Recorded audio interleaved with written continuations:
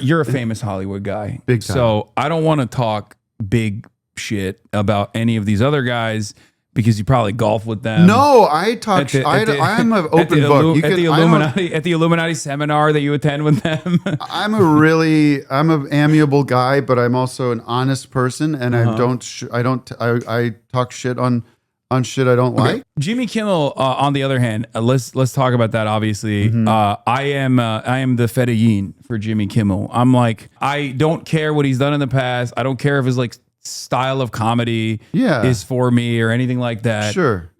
From this day on, going forward, I'm a defender of Jimmy Kimmel, and because it's irrelevant to what took place. Absolutely, it's ridiculous. Well, I can say I do know him a little bit. I've run into. He's always been very nice, and whatever. It doesn't really matter what my experience, but from everybody that knows him says the same thing. Like, he's a genuinely good dude, and I'll start on the negative side first.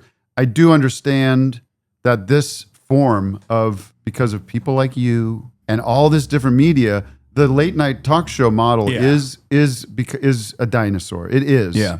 And sorry, Jimmy. Yeah, and it is going to. For years I've been thinking this and watching it and being like, how is this going to wind down and what's going to look like? Because it's for me, it's a big part of my childhood. It's a big part of American culture, I think, is the late night talk show, but it's starting to not be clear why it exists, Yeah. So that's the whatever, that's going to eventually sort of wind down, as all things do, or become different or change. And it always has been changing. But the way this is going down is really fucked up and scary, like I've never seen before. I mean, the FCC guy, what's his, Brandon Carr? Yeah. He seems real demon. Yeah. Well, we don't try not to say that stuff because we say it colloquially. Yeah. I can't say that word. Yeah. Colloquially. But they mean it when they talk about demons, right? Yeah. Like they believe it.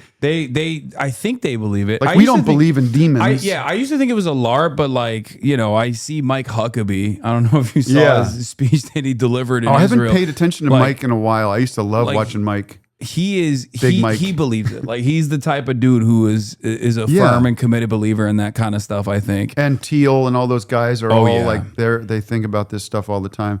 But when we say demon, we just mean like bad guy, like a scary guy. Yeah. Not from some other realm. Using hyperbole. Yeah, I know, but I'm just trying to be careful of like not falling into their traps. But yeah, the whole like do it. And everybody on my side of comedy has like posted support and posted our thoughts about it and how crazy it is. And it's just crazy to see how lockstep everybody is on the other side to get in the chat and be like, well, he lied and provided false information. And suddenly, and that fucking Dave Portnoy, all these people are like, well, I'm for free speech, but there are consequences, and blah, blah, blah, fucking choking on the fucking Trump's cum as who can choke on it hardest. Yeah. And it's sick. Even if he did lie, which he didn't, but even if he did lie, like, the FCC cannot dictate whether or not, or threaten to pull the broadcasting license of a television network for that reason. Because that's a chilling effect on speech. That's a direct First Amendment violation. And the very fact that Nexstar, which was obviously amidst this like major local television broadcasting merger that is also, once again, shouldn't be happening anyway, that would make them consolidating $6.8 billion thing that they're doing that's going to make them own 80% of all local TV networks. Jesus. But meanwhile, who's watching this crap? Like these, it's just like in doctors' offices, as far as I can tell. Yeah. I mean, geez, I don't understand. It's not a news show. He's not obligated to. What are we talking about? He's lying. What is the lie? Yeah.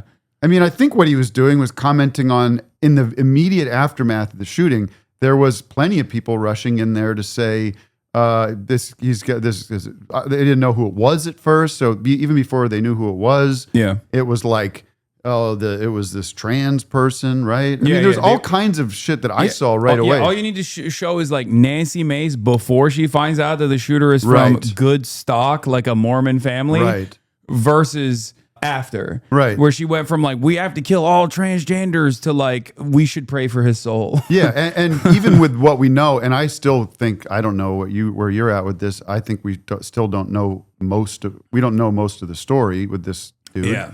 It feels very weird, and I'm very resonant to, very cautious to listen to whatever the Justice Department has to say about it, or what the state of Wait, you don't Utah. trust? You don't trust the most trustworthy man, Cash Money Patel? No. Yeah, he's just like he could be telling me the most normal thing, and I'd be like, that's not like Yeah, when he yeah, came up yeah. on stage, I was like, did you kill this guy? Like you seem suspicious. I know. I'll be Cash Patel. You ask me if McDonald's sells French fries. Mr. Patel, does McDonald's sell French fries? What do you mean? I mean, yeah, like I said, I've told you this. They do. And if you don't think they do, then go fucking look and find out for yourself. I don't know. Maybe that's not a good impression. But No, you have to be like 40% more suspicious. eyes like, bugged. Eyes bugged. Yeah. It's like always Yeah. like this. Yeah. It makes it was also too direct of an answer. That's the other thing. Right. You'd be like, what's McDonald's? McDonald's. What's McDonald's? But I don't know. I think what I was saying is like, and then when you actually look at what he said, it's sort of like, well, in a way, this kid, if it is yeah, there he is.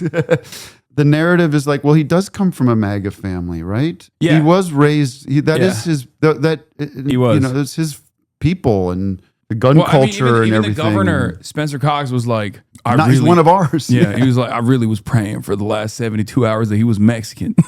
He didn't say that, but I don't know. But, Sorry. I mean, where are we at? He didn't literally say that, okay? I'm exaggerating.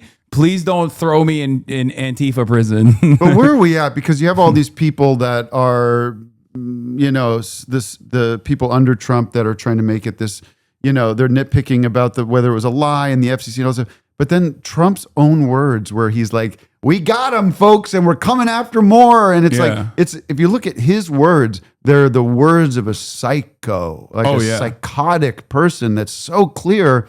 And that's what's so frustrating about the time we're in right now. Because there's that clip, it kind of goes around every once in a while, of Bo Burnham. Have you seen that clip? And it's from like 10 years ago or something. Many Bo Burnham clips. Which one? Well, is it? it's him going, Donald Trump? It was back in the first election. He just keeps saying it. Oh, yeah. Like, him? Donald Trump. I keep having to process that this is the guy that we're listening to. Look at what he said. Adam Friedland said, oh, man. At Jimmy Fallon, it's just you and me now, brother.